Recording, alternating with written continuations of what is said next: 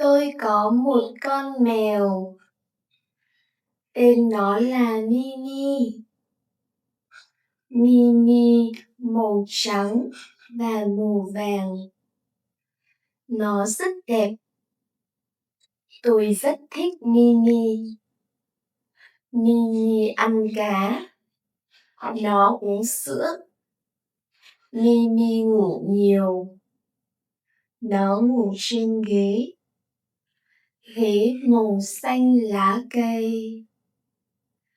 Ghế đó là ghế của tôi.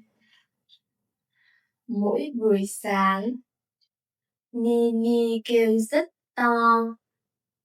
Nó kêu vì nó đói. Tôi thức dậy và cho nó ăn. Sau đó, Mini im lặng. Nó cảm thấy hạnh phúc. Buổi chiều, tôi chơi với Mini. Tôi dùng một cái bút chì. Mini chạy theo cái bút chì. Nó rất vui. Tôi cũng rất vui. Tối nay, tôi xem tivi. Mini ngồi cạnh tôi. Nó nhìn tivi. Tôi nghĩ Mini không hiểu tivi. Nhưng Mini vẫn nhìn. Tôi cười.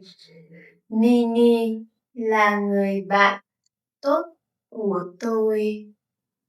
Tôi rất yêu Mini. Tôi sẽ luôn luôn quan tâm, chăm sóc cho Mini ăn, cho Mini uống, mua đồ chơi cho Mini, cho Mini đi dạo. Tôi có một Mini. Còn bạn thì sao?